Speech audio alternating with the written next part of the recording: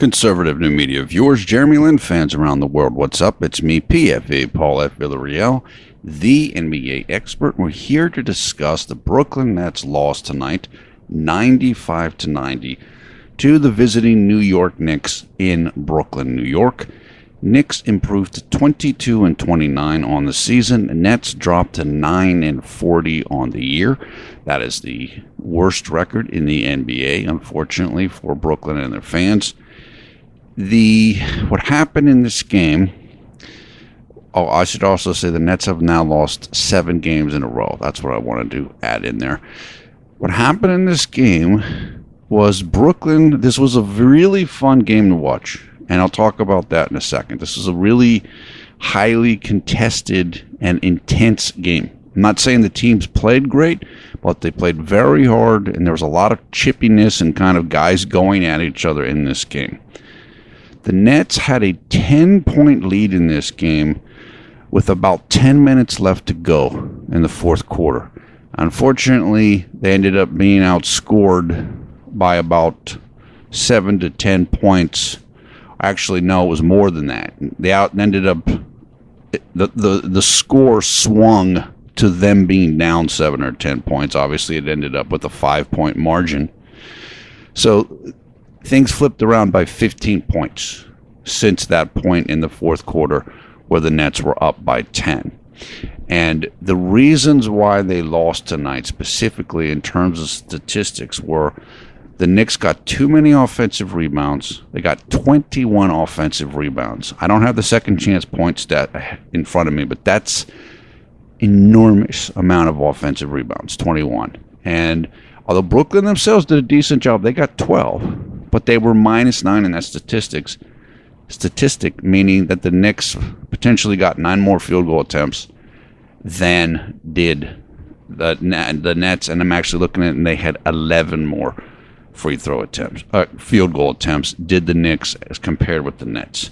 The other reason statistically why Brooklyn lost this game, assist to turnovers for the Knicks, 23-13, so you're talking about close to a 2-1 there.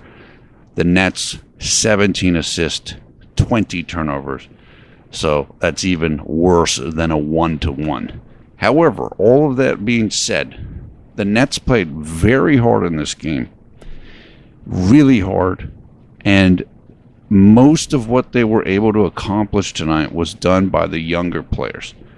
Like Rondae Hollis-Jefferson, Caris LeVert did a terrific job in this game.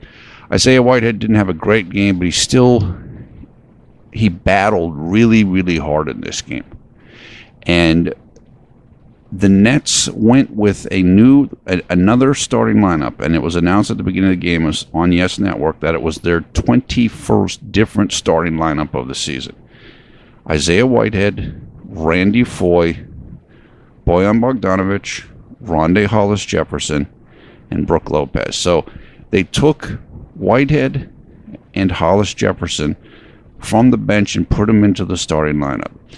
The reason why they did this, even though I didn't hear Coach talk about it before or after the game, but I know what it is, the bench has been outperforming the starters recently. So then if you're the coach, you think, well, maybe we can transfer some of that excellent bench play and get it with the starting group.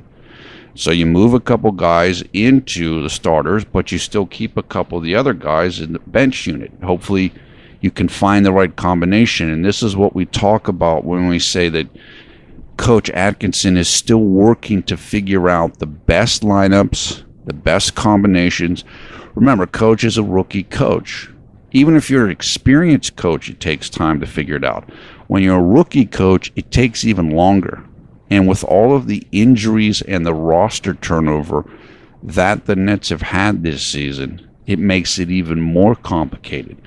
The one thing that the Nets have been able to count on recently has been the bench. And so I think it's a good decision by Coach Atkinson to mix it up and see what can work. It certainly worked great having Rondae back in the starting lineup tonight. He took the place of Trevor Booker, and Rondae played a terrific game. So it will get easier for the team, and it will get easier for Coach Atkinson to make these decisions when the team is completely healthy. And they got one step closer to that tonight because Joe Harris returned from the ankle sprain that he's been dealing with, which means that the only injured player on the team right now is Jeremy Lin. So these are good steps.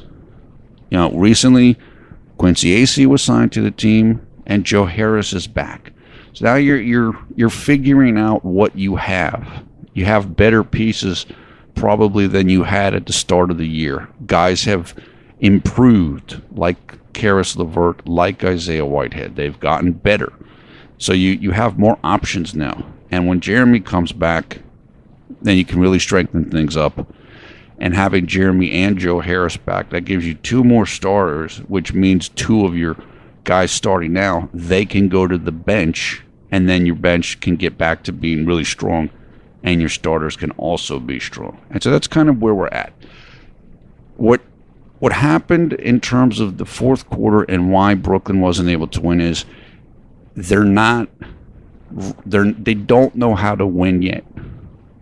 You have players like the young guys. They want to win. They play really hard. You got some excellent athletes like Karis LeVert, but they just don't know how to do it yet. They just don't understand how to get it done yet and how to get it done playing with one another in terms of the chemistry and the sync. So this is a typical developmental stage or developmental issue. You have guys that are too young, and you have guys maybe that are a little too old, like a Randy Foye. They're just not used to being the guy down the stretch. They're just not there yet. That's why Brooklyn's losing these games, even though they're right there. If you had a closer on the court, somebody like Jeremy, it would be a lot easier to win these games. And it will get easier once he comes back. In other words, you just have to go through it.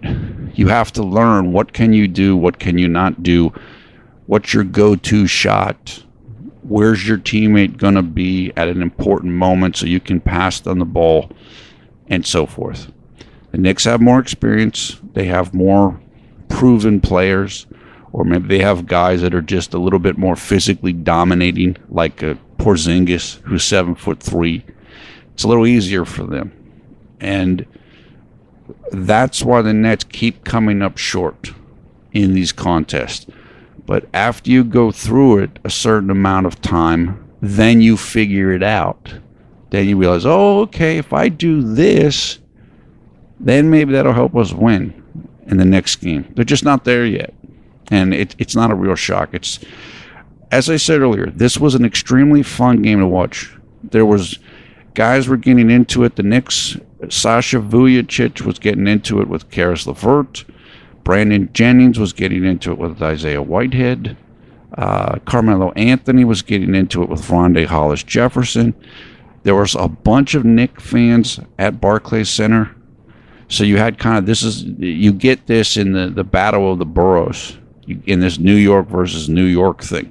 There's a bunch of energy. There's a bunch of tension. There's a real rivalry there. And the Knicks were getting handled early on in this game, and they got upset about it. And they kind of dug in, got a little tougher, and it was a really fun game. Like I said, it was a really fun game to watch, even though the Nets didn't win. The Nets put up a great fight. They played as hard as they could. I mean, they were making some really nice plays and putting the energy out there, even when they weren't making plays. I mean, I can tell you right now, Isaiah Whitehead had 4 points tonight. 4 points, 4 rebounds, 4 assists. His stats looked like nothing. He shot 2 of 9 from the field. He was working incredibly hard in this game. So even though he didn't get the results, I mean, the energy that he put out was big. So this is something he's going to learn from. And I'm happy. I know you guys are probably sick of hearing me say I'm happy about losses, but I actually am real happy with this, because this is how you learn. This is how you grow from games like this when it's really tough and there's a lot of tension and there's a lot of testosterone and it's a struggle. And this is what can help you grow and get to the next level. Let's go over the individual stats here a little bit. For the New York Knicks, Sasha Vujacic, who had 2 4-point plays in this game. So he was fouled on 2 3-pointers that he made. And he made both free throws. So it's the first time I can recall seeing a player make 2 4-point plays in the same game, and maybe ever. I don't know when the last time that happened was. Sasha Vujacic, 12 points, 2 rebounds. Willie Hernan Gomez, 16 points, 16 rebounds. He was huge. He had some really nice moves in this game. I never have been incredibly high on him. I think he's a rookie, but I was very impressed with the way he performed tonight. He was a big part of the reason why they won. The Nets could not deal with the Knicks' size and their inside game. They were getting out-rebounded, as we mentioned, and they couldn't stop the bigger players of New York down around the paint. Hernan Gomez and Porzingis in particular. Mendajas Kuzminskas, I'm sorry, I know I'm not saying his name properly. I think he's either from Latvia or Lithuania. I can't remember which.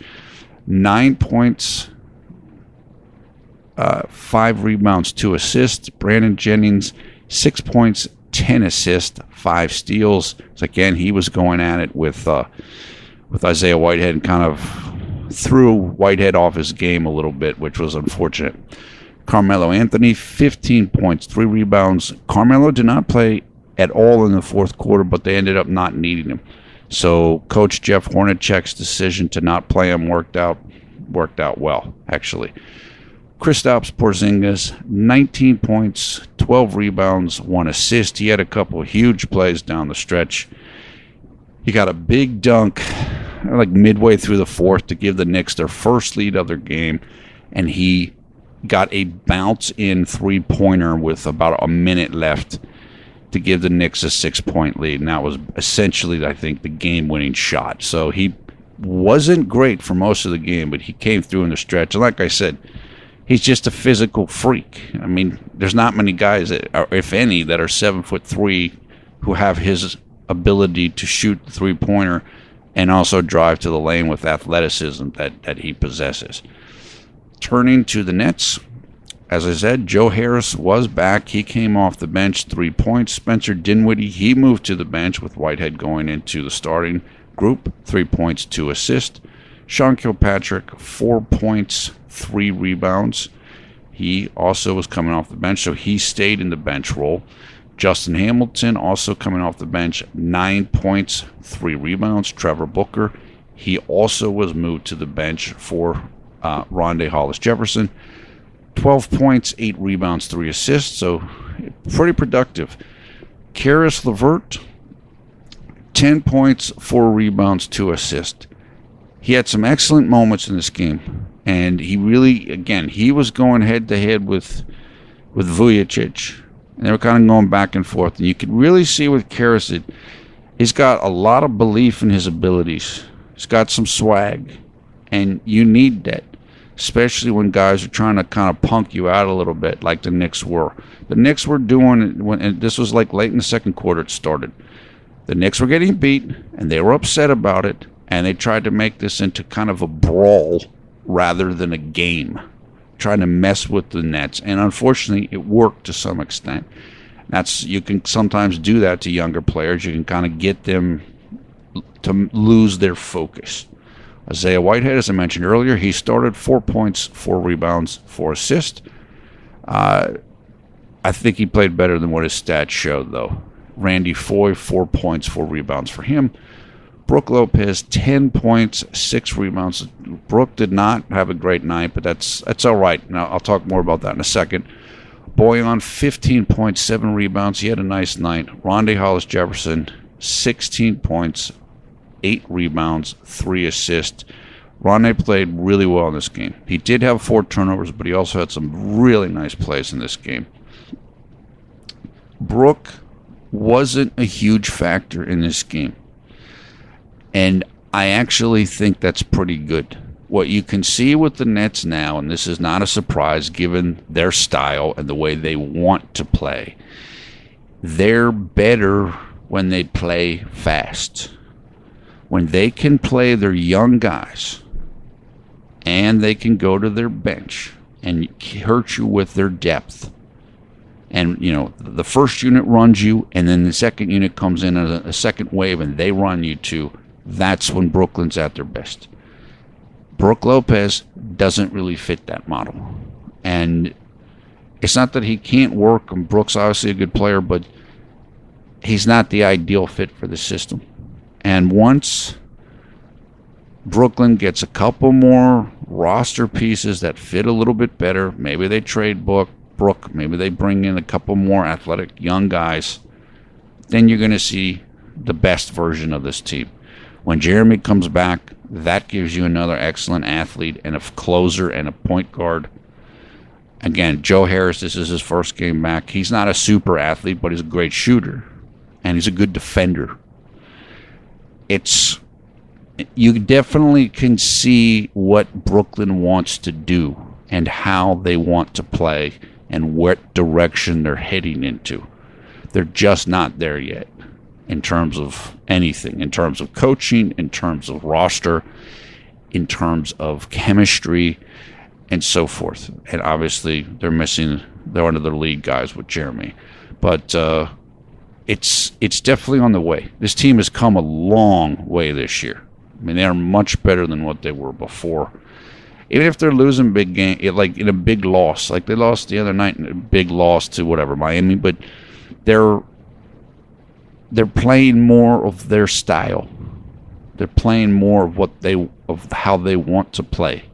Sometimes you will lose big because the Nets play such a fast pace that if you're not making shots, and your opponent is, then the deficit's going to grow real fast. It's almost you have to score because you're playing at such a quick pace. If you do not score, you're giving your opponents a bunch of chances to score. You're going to run up a deficit quickly. And that's kind of what it is, because you're giving your opponent more possessions. The more possessions that you give your opponent, the more they're going to score. I mean, that sounds simple, but what I'm saying is Brooklyn plays in a style and a speed that gives maximum possessions for them and for the opponent. So because that's how they play, if Brooklyn's not making shots, they can lose by 20 very easily. Whereas a team that walks the ball up and plays really slow, they might lose to the same opponent by 10 points or 8 points just because they're playing with fewer possessions. So it doesn't mean as much as it might mean if the Brooklyn played a different style. Sometimes you're just going to get blown out because you're not hitting shots. Part of Brooklyn's problem is they're not efficient enough. They don't have enough guys who can score easily and who can shoot really well. They need more of those guys. Brooklyn takes they're one of the leaders in the league in terms of taking threes, but they don't make them at a high percentage. So you're playing a style, you know what you want to do, but you don't yet have the pieces to be able to do it consistently and successfully. But it looked good tonight for a lot. And when you run guys out there like Whitehead, like LeVert, like Rondae Hollis-Jefferson, you're like, yeah, this can work. We can do this. You just need a few more pieces like that. You need Jeremy at full strength. You need Sean Kilpatrick to kind of be in his groove. You need Joe Harris to be up to full speed and hitting shots. Then you can do it. But it's not going to work as well with Randy Foye, Luis Scola, Brook Lopez, and so forth. And that's kind of where we're at. And, that's pretty much it. Like I said, this was a fun game. I had it was a lot of fun watching this game. And hopefully we can get a win soon, get back to woo, and just have the team kind of turn the corner. But this isn't a bad thing.